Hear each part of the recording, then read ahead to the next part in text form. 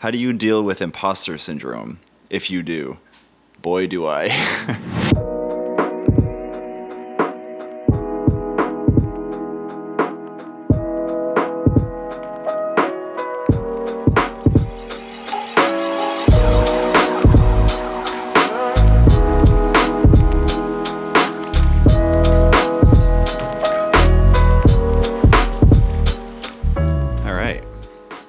What's up, guys? Welcome back to the channel. Today's video, we are doing the first Q&A that I've ever done, and the first Q&A on this channel, so that's exciting. This is, let me try to get more comfortable here. Cool. Is this weird? I can't tell. Okay, whatever. A little bit ago, I put up a community post asking you guys if you had any questions for video ideas, and you had some really good questions that I appreciated. Really thought-provoking ones, which I love. Really deep ones, and that's exactly what I wanted. So I wrote a whole script for them, was gonna make a whole separate video. Like a month or two went by, and I was like, okay, it's time, we gotta just make a Q&A instead. So that's what we're doing. In no particular order, there's about 8 questions. So I have them all screenshotted on my phone, and let's dive right in. First question is from Christina Fields. In a time where we are pressured to monetize our passions, and in this economy out of necessity, true, how do you give space for exploration, mistakes, learning, and freedom to create without restrictions? That's a really good question. Honestly, I kind of have a long answer for this one, so I'll just bring it back to, how do I want to start this? When I graduated college, I went to school, by the way, for graphic design. I don't think I've talked about this yet. And I graduated 2018 or so, and immediately started working right after as an animator and video editor. You know, when you're in college, you are thinking about what your life will be like after college. And it feels like such a massive deal, you know? It's like you have so much to look forward to. It's like, okay, when I'm done with school, this is really when life starts, right? Life starts. And it happened. Graduated college, started working full-time, 9-to-5 job, which I'm grateful for, of course, still with the same company 6 years later. But when I started working, I was like, oh, this can't be it. You know, there's gotta be more to life than this. Eventually, you know, I found my way into photography, and I think for me, just creating and making something has always been a need or a desire. And then when I found photography, it really became something that I just loved so much, and now I can't imagine my life without. So for me, it's a genuine need, I think, to do more of what makes me happy. And it's gone from a desire to now just something that I need and something that I prioritize for my mental health. So I think for me, honestly, just if you can carve out 5 or 10 minutes out of your day to do something that makes you happy, something that you enjoy. You know, it could be knitting, it could be writing, it could be painting, drawing, photography, whatever it is, even just like learning about something that you enjoy for yourself, it makes such a big difference, because, you know, even that 5 or 10 minutes can snowball into more than that. And then suddenly you find yourself carving out half an hour, and then maybe it's an hour on the weekends, after work, in the middle of the workday, whatever it is. I think, you know, for me, it's become a necessity just because it makes me happy. And I think at the end of the day, that's why I'm able to prioritize it, because it's something I genuinely want to do. And I'm talking about YouTube and photography in my case, but it can be anything that somebody loves or somebody enjoys doing. It's gonna look different for everybody, but prioritizing the things that make you happy outside of work, if you can, are very important. And you know, I think just all of it, the exploration, the mistakes, the learning, it's all part of the process. You can't have creativity without failure. And over the years, my relationship with failure has changed a lot. I don't think there is such a thing as failure. I think every time you fail, it's just a lesson learned and more information to move forward with so that you don't make the same mistakes next time. So I think, failure isn't a bad thing. It's only just information to move forward with. I think it's critical, and I think it's really important. And I don't think, as a creative person, you won't live without failure. So whether we like it or not, I think it is fortunately and unfortunately part of the process. That was a long-winded answer, but hopefully that helps. Next question is from the OG podcast, Chris. Hi, Jared. Hi, Chris. Aside from post-editing techniques, what do you do to get emotionally, mentally prepared, or organized for your videos? What's the thought process from beginning to end? This is also a really good question. I think for me, I'm an overthinker sometimes. And something really important I've learned over the years is that you just need to start doing something. Because no matter what happens, if you just start what it is, you will just gain more information on how to continue. If you just ruminate on it and don't act on it, then the thing won't happen at all. I've learned that many times. And I think for me, all of my videos start with an idea. I think, oh, that would be cool to make. Or it's from just my life experience, whatever I'm going through at the moment, whatever I'm inspired by. I like to make a video about in hopes that, it can inspire you guys or inspire anybody that's watching, whether it's just, to get out and shoot yourself, or maybe it's just for entertainment, just to have a good time watching the video. I love that too. But I think my thought process is to just start somewhere and then figure it out as I go. That just the starting part is so important. Of course, probably sounds easier said than done, and I know this. But, at the end of the day, if I want to stay consistent on my channel, I have to make do with what I have and do the best I can with what I have. And that's kind of what I adopted with this YouTube channel also. It's, if I want to stay consistent, you really need to push perfectionism aside, which is very hard to do, but at the end of the day, it's all about doing the best with what you have and what you can at the moment. I think that answers part of that. Let me double check. What do I do to get, emotionally and mentally, organized for my videos? I come up with the idea, then I use Milanote. It's basically just like an organizational, I don't know if it's not an app. It's online. There's also an app for it, but it's just like a thing called Milanote. I'll put it on the screen, but it allows you to take notes and just jot down ideas, make different boards and script out videos. So that is usually what I do. I start with an idea. I kind of take some notes on Milanote, just to formulate my thoughts and gather what I'm thinking.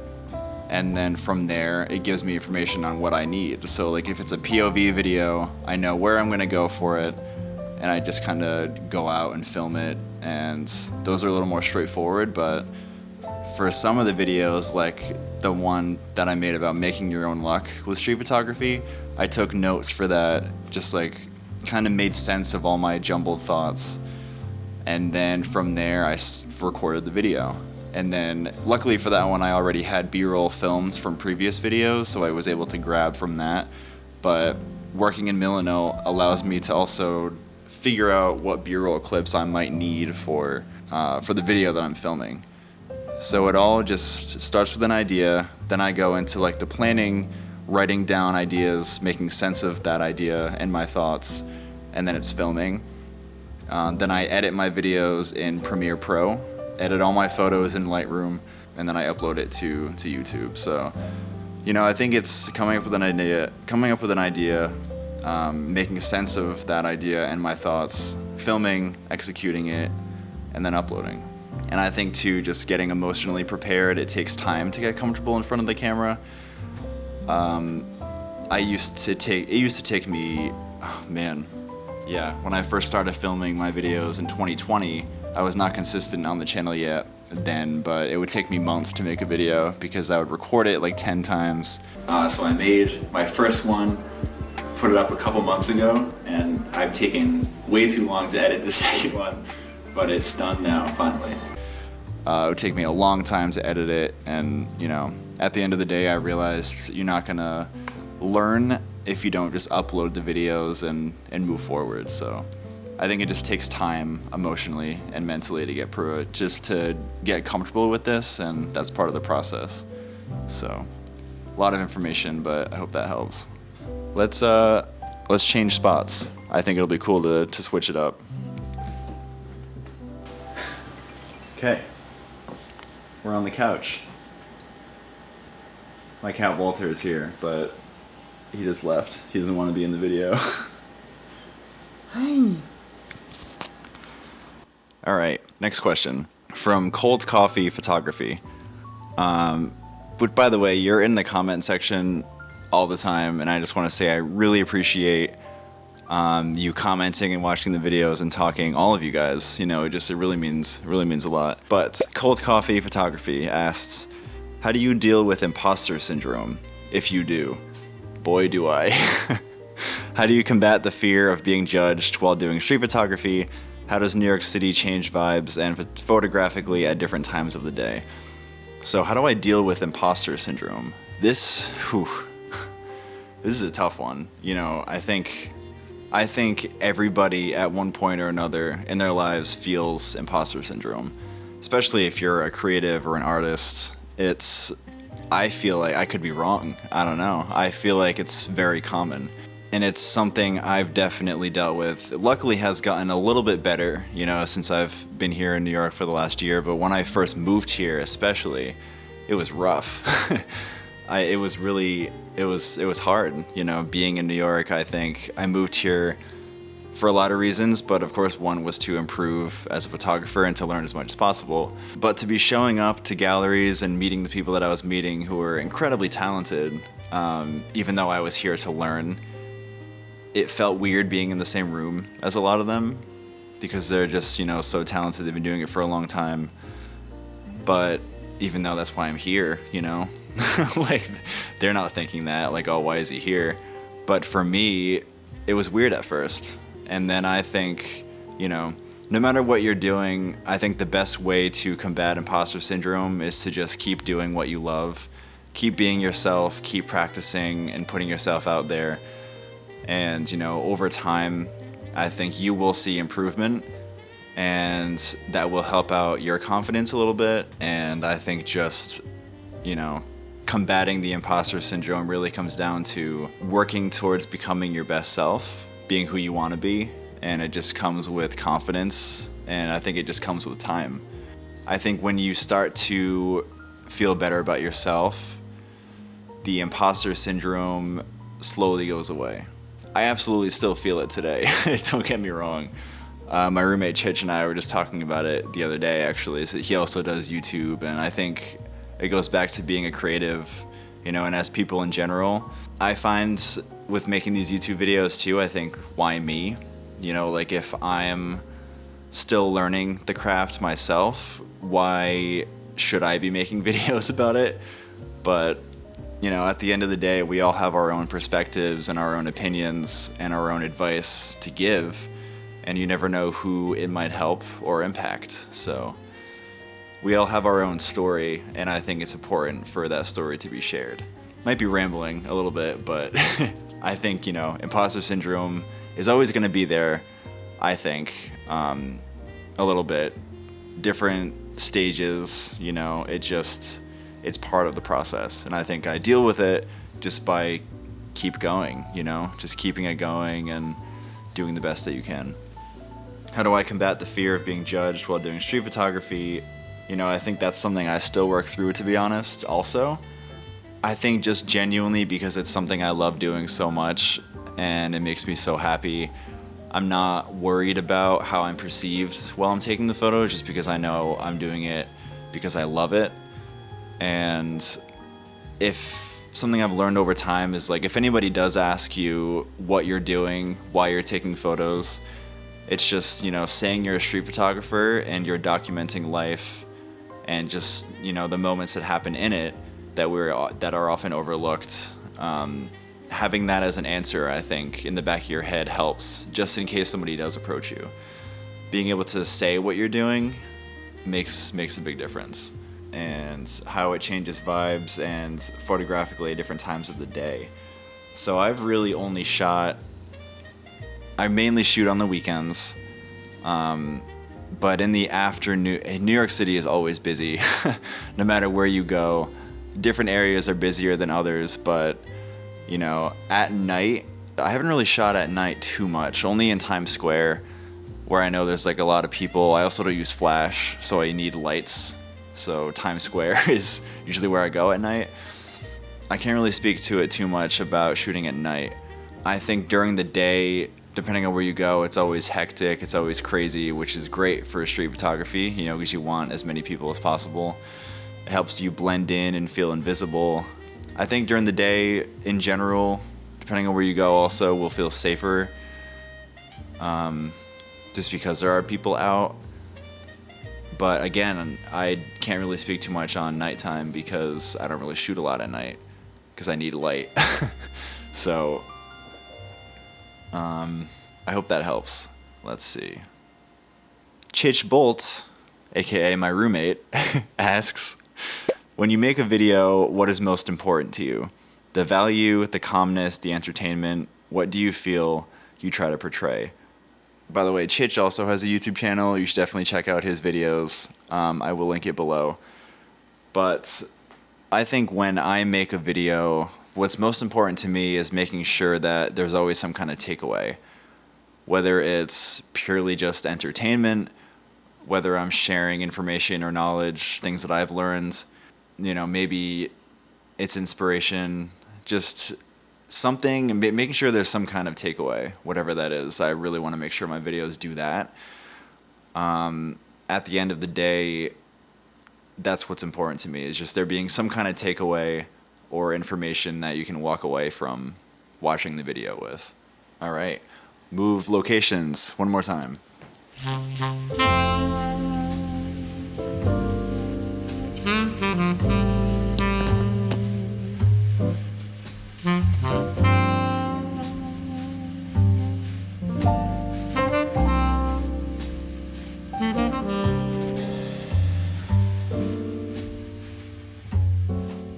don't know if I introduced you to Walter recently, but that is Walter. Okay, this is probably the view you're a little more familiar with. Back in my room. Alright, so the next question. What got you into photography and who were you inspired by? It's a good question too. So earlier I mentioned I went to school for graphic design. And in that program, we had a intro to photography class. It was like one of the extra classes that we took as part of the program. And before that, I had never held a camera. I used to take photos like for fun with my phone, and I was always, I guess, more of like an observant, introverted person, but I never actually like held a camera or took photos. So that class was the first time I actually held a camera, and that was my first introduction to photography. From there, I just enjoyed it. You know, I was kind of just taking photos like for fun as part of the class, going out, fulfilling like homework assignments and stuff, and I thought it was fun. But then one day I was scrolling on Instagram and saw a photo by the photographer Monaris, Paola Franchi, and it blew my mind. I always loved people watching. And I think that is something that's, you know, similar to a lot of people who get into photography or street photography. But seeing her work for the first time literally just like turned my world upside down, because she was taking photos of people and I was like, whoa, what is this? I got really, really interested, and I immediately was just like, I have to try this. I ended up getting a camera for a trip I was going on with my friends to Ocean City, Maryland for like a car show. It was actually the T7i that I'm filming on right now. It was my first camera, I still use it, filming with it right now, but that was like 7 years ago. So anyway, found Monaris, immediately was interested. I was like, I have to try this. So I went out in Providence, the city close to the town that I was living in, and just started taking photos of people. And for me, that clicked. It was just like, this is the coolest thing. It was the wandering aspect of it. It was just the people watching, taking photos of people, just making something in general it couldn't have come at a better time in my life, I think. And I'm just so grateful to Monaris for sharing her work, and for sharing her gift with the world. But yeah, that really is where it all started 7 years ago. And my life changed ever since then. I was hooked. So that is how that started. Who I'm inspired by, Monaris still, of course, I love her work. Joel Meyerowitz, classic New York City, one of the greatest of all time. Street photographers and just photographers in general, I really love his work. Matt Stewart is another photographer who I really love, street photographer from the UK. I like his work a lot. Somebody I'm looking more into recently is one of the other greatest of all time, Gary Winogrand. I'm looking into getting one of his photo books. Alex Webb is another photographer I really love. Just the layering of his photos, the light, the color, the way he just makes everything feel like a dream is crazy to me. I really love his work, just like the weirdness to it. It all feels like a fairy tale, and I love that aspect. Those are probably my top 3 at the moment. It's Matt Stewart, Joel Meyerowitz, and Alex Webb. And then I think this is the last question. Hi, Jared. Hi, Michael. This is cool. First of all, I just want to acknowledge the fact that when I asked you guys if you had any questions, I really didn't know if I'd get any responses. So thank you guys for having questions, and even for asking in general. It's cool. So Michael said, "Hi Jared, I really get a lot out of your videos and thoroughly enjoy them. I was, however, wondering if you'd mind putting the camera settings information up along with each photo. The aperture, shutter speed, ISO. New to photography, I'm thinking this info would be helpful. Maybe there's other information you could share." Yes, so that is another video I actually want to make on the channel as well. But I've seen a lot of other photographers do that. They put the settings on screen, and I've thought about doing that as well. But the reason I haven't is because 90% of the time I'm actually shooting in shutter priority mode. I guess this is information that I can share about it. I shoot in shutter priority mode, and because of that, I don't always know what the aperture is when I take the photo. Usually, I will set my shutter speed to 500th of a second, depending on the lighting conditions, but I usually keep it around 500th of a second to 640th of a second. My ISO, depending on how bright it is, it's around 400. If I go into the shadows, or if it's a little bit darker out, I will switch it to 800. Sometimes I do shoot manual. Honestly, manual is good when you want creative control over a photo, like if there's light and shadow. You want to get some contrast with the light and shadow. I'll usually up the aperture, like f, depending on what it is, like f11, f16, whatever you need. It's good when you want a certain look, but with the lighting changing, the shadows changing in New York City, especially with all the buildings, shutter priority has worked for me, and that's the reason that I use it.